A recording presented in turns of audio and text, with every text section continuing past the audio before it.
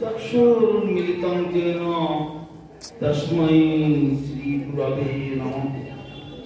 कृपाविष्णुसुपुरकं गुरुगणराशीर्षसम्भूषितं चिन्ताचिन्तसमस्तवेदनिपुणं श्रीरूपभक्तानुगं गोविन्दाभीतमुज्ज्वलं वरदनं भक्तनितं सुन्दरं वन्दे विश्वगुरुं च दिव्यभगवद्ब्रह्मणि बीजप्रदं नाम श्रेष्ठमनुमपि शक्तिपुत्रमत्र स्वरूपं रूपं तस्साग्रजमुरुपुरी मातरि गोष्ठवासी राधाकुण्डं गिरिवरमः राधिकामदवासां प्राप्तो जस्व प्रथितकृपया श्रीगुरुं तं नतोऽस्मि।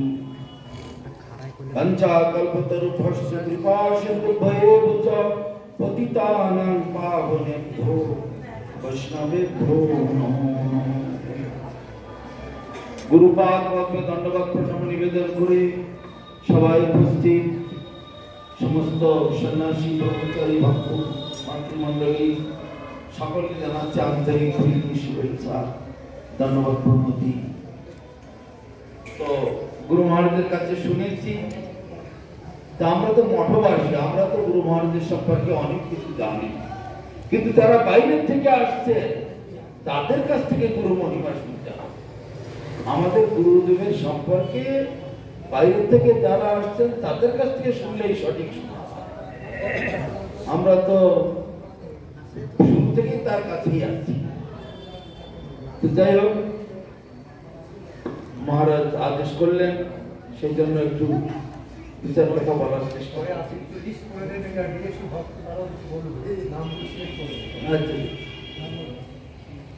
Question devotees, if anybody like to speak some about Guru Maharaj's glorification.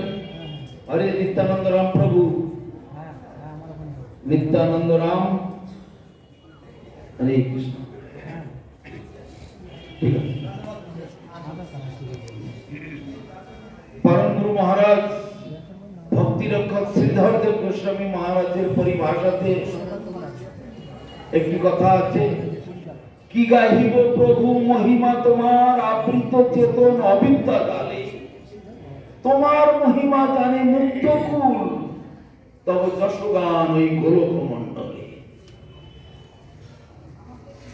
প্রভুপাদের সম্পর্কে আমাদের পরম গুরু মহারাজ ভক্তি রক্ষক শ্রীধর দেব গোস্বামী মহারাজ কবিতার একটি অংশ লিখেছিলেন।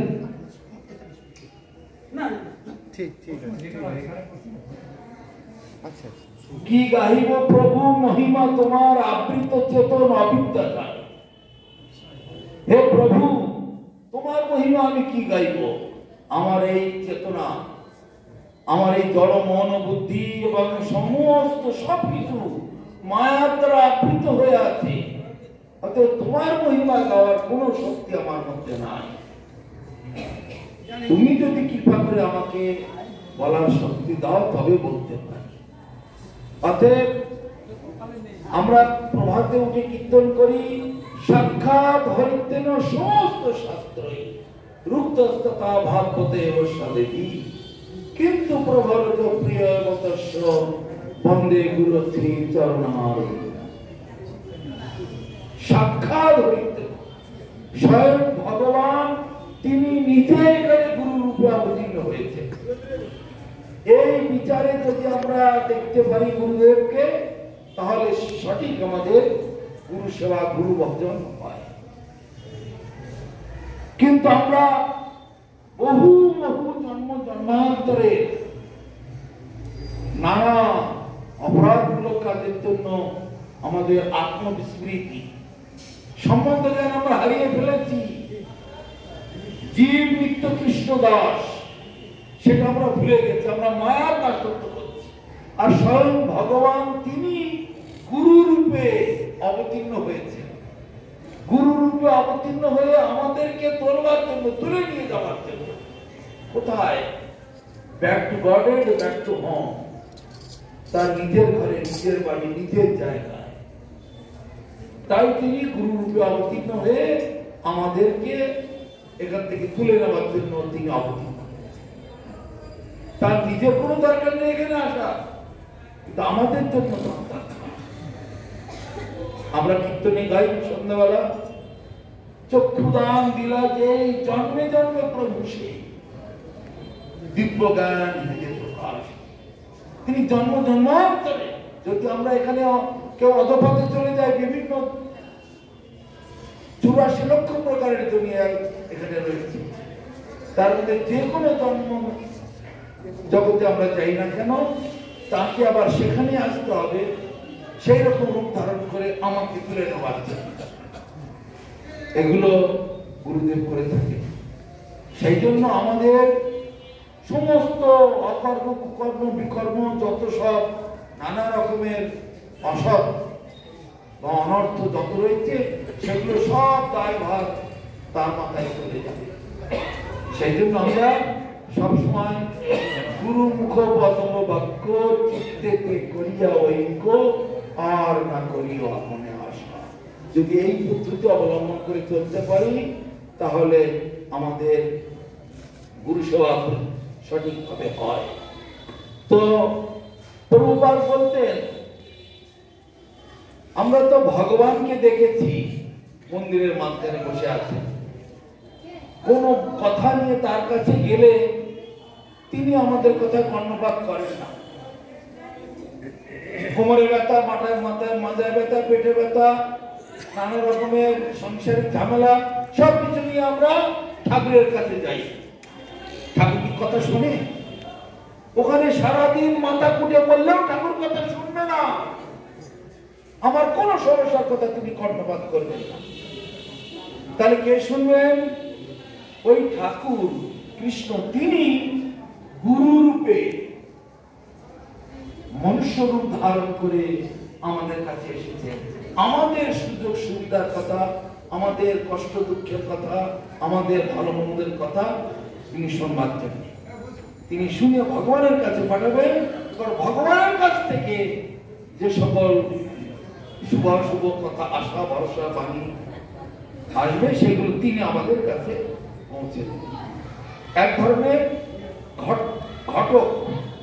ঘটকের কাজ করছে। আমাদের কথাটা তার কাছে, তার ওখানকার কথা আমাদের কাছে। কত বড় সুবর্ণ সুযোগ! তাই প্রভুপাদ বলতেন যে গুরুদেব হচ্ছেন সাক্ষাৎ জ্যান্ত ভগবান, মানে জীবন্ত ভগবান। মন্দিরের ভগবান তো আমরা পাথরের ঠাকুর, কাঠের ঠাকুর। লোকে এসে বলে, ও ঠাকুর কি কাঠের না পাথরের? তাতে তো সাধারণ মানুষের বুদ্ধি নেই। বিগ্রহ নহ তুমি সাক্ষাৎ ব্রজেন্দ্রানন্দ, কিন্তু সেই বুদ্ধি তো সাধারণ মানুষের নাই। কিন্তু এখানে গুরুদেব সাক্ষাৎ গোলক বৃন্দাবন থেকে নিয়ে এসেছে, ভগবান থেকে অভিন্ন। গুরু কৃষ্ণ রূপন শাস্ত্রের প্রমাণ। গুরু রূপে কৃষ্ণ কৃপা করেন ভক্তগণে। তিনি আমাদেরকে কৃপা করবার জন্য জগতে এসেছে, আর তিনি সমস্ত কিছু ভগবানের জগতের সব কথা আমাদের কাছে দেবেন। আর আমাদের এখানকার দুঃখ কষ্টের কথা তিনি শুনবেন। তাই জন্য গুরুদেব হচ্ছেন ভগবানের এজেন্ট স্বরূপ, ভগবানের দূত। তিনি এই জগতে এসে আমাদের সেই উপকার করছেন। তো আজকে আমাদের যে গুরুপাদ জগৎগুরু ভক্তি সুন্দর গোবিন্দ দেব গোস্বামী মহারাজ, উনি আমাদের কাছে আমাদের অজ্ঞানতা মূর্খতা বশত তাকে আমরা সাধারণ মানুষের মতো কখনো কখনো দেখি, কিন্তু ভাগবত তার বিরুদ্ধে বলছে। গুরুষু নরমতি যস্যবা নারকীশ। গুরুদেবকে যদি মনুষ্য বুদ্ধি করা হয়, তাহলে তার নরকগতি হয়। গুরুকে কখনো মনুষ্য বুদ্ধি করা যাবে না, এবং তার বিচারকে কখনো চ্যালেঞ্জ করা যাবে না। তার কথার সঙ্গে তার তালে তাল মিলিয়ে চলতে হবে। কোন রকম ভাবে তার সিদ্ধান্তের বিরোধিতা করা যাবে না। গুরুদেব যদি বলেন এখন রাত হয়েছে, তাই শিষ্যকে স্বীকার করতে হয় অপরাধ হয়েছে। কটা বাজে? রাত্রি 12টা বাজে। রাত্রি 12টা বাজে। আবার গুরুদেব যদি বলেন এখন সন্ধে হয়ে গেছে, সন্ধে 7টা বাজে, আমার 7টাই বাজে।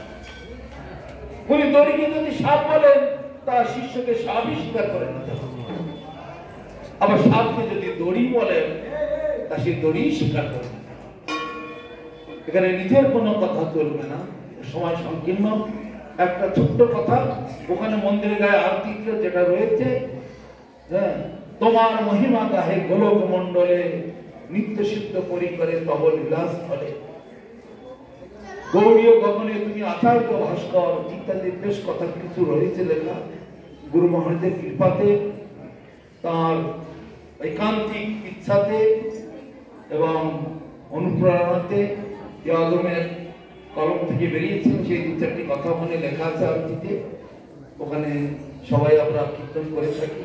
তা আমার কোনো যোগ্যতা নেই, তবু উনি কৃপা করে যেন সেই যোগ্যতা আমার মধ্যে দান করেন, সেই জন্য তাঁর চরণে তথা সমস্ত বৈষ্ণববৃন্দের চরণে ধন্যবাদ প্রণাম জানিয়ে আমি আমার বক্তব্য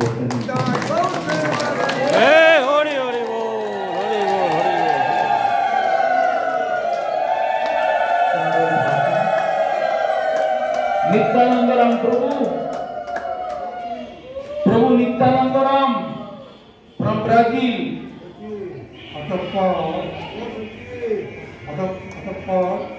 পরবর্তী বক্তা রূপে Prabhu Nityananda Ram Brazil. Just now I have seen